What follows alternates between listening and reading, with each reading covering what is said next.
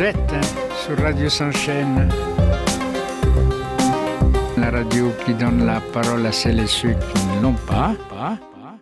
Bonjour ou bonsoir, selon le moment où vous allez écouter ce podcast, ce futur podcast.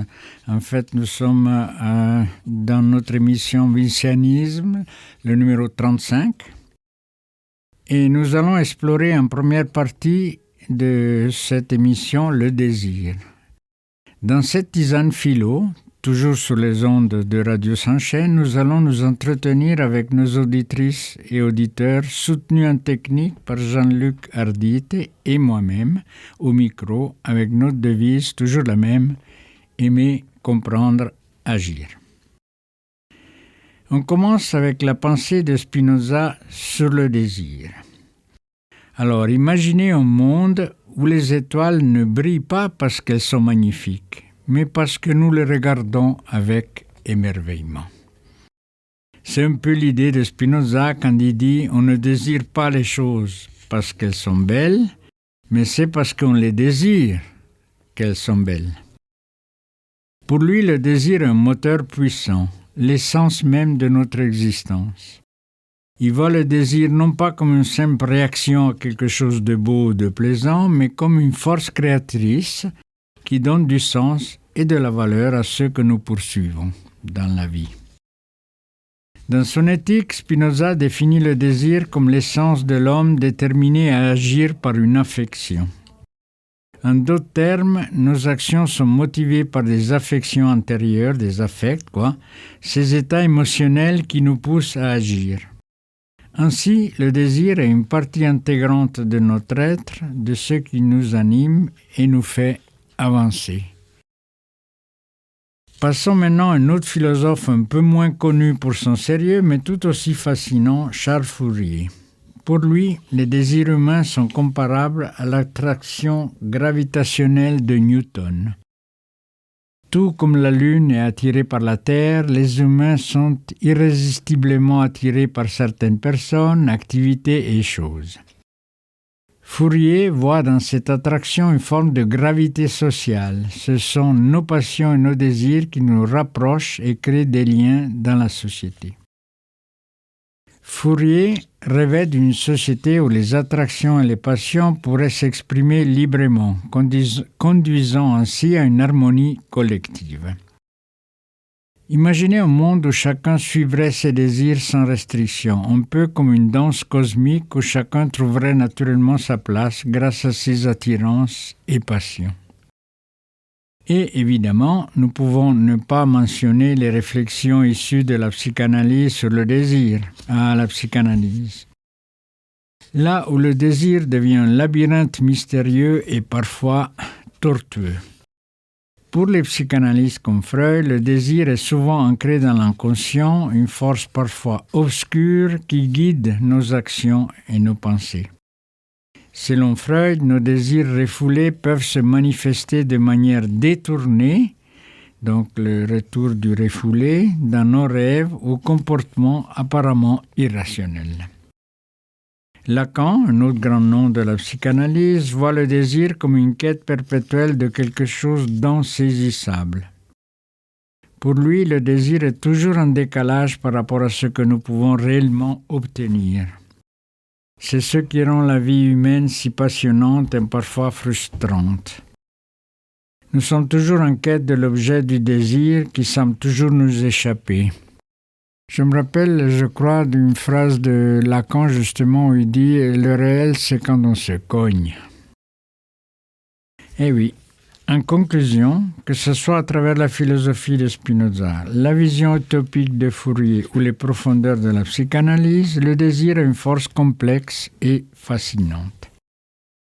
Il est à la fois ce qui nous pousse à agir, ce qui nous relie aux autres et ce qui nous permet de rêver, d'imaginer.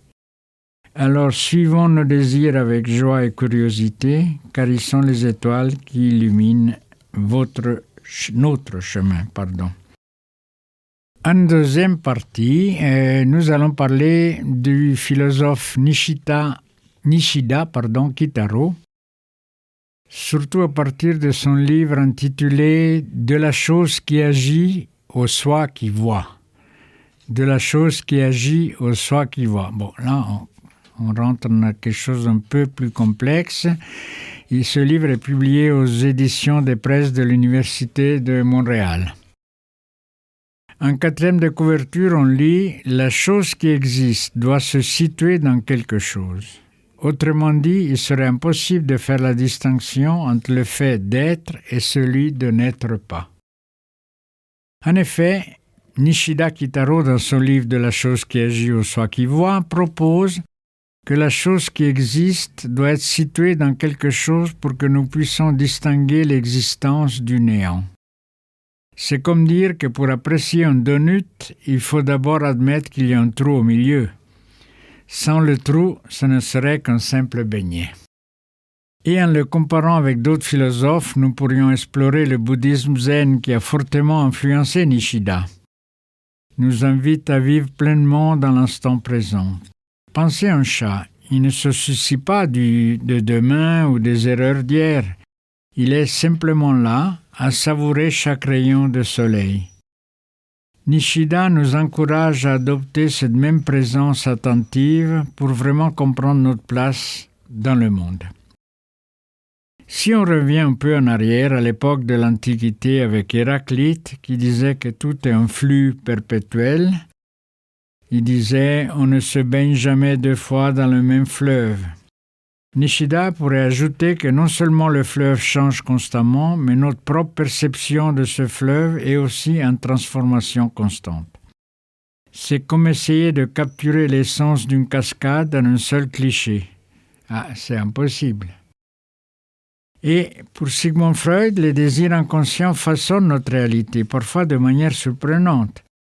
Si nous combinons cela avec Nishida, nous pourrions dire que nos désirs sont comme les lentilles à travers lesquelles nous voyons le monde. Un peu comme ces lunettes déformantes dans les fêtes foraines, nos désirs tordent et façonnent notre perception. Et si nous imaginons maintenant que nous sommes tous des personnages dans un jeu vidéo géant, Nishida dirait que pour comprendre notre place, il faut voir non seulement les autres personnages, mais aussi les niveaux, les règles du jeu et même la console qui nous abrite. Et comme tout bon joueur le sait, parfois il faut appuyer sur pause et observer la carte pour vraiment comprendre où on est et où on va. En fin de compte, Nishida nous pousse à réfléchir non seulement sur notre existence, mais aussi sur la manière dont nous percevons cette existence. C'est un peu comme jouer à cache-cache avec la réalité. Chaque fois que nous croyons avoir trouvé la réponse, une nouvelle question apparaît. Mais c'est justement ce qui rend le jeu si passionnant, la vie si belle.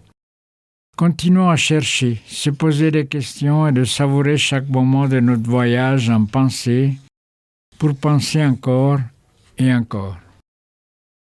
Dans nos vincianismes, il n'y a pas de conclusion possible. Comme l'a souligné Gustave Flaubert, la bêtise consiste à vouloir conclure. Avec la volonté de conclure, nous projetons sur les autres et sur le monde une interprétation construite par nos préjugés. Je préfère nous dire à nous, tous et toutes et tous, plutôt, comme Omar Khayyam, la vie est comme un voyage et ceux qui voyagent vivent 2 fois.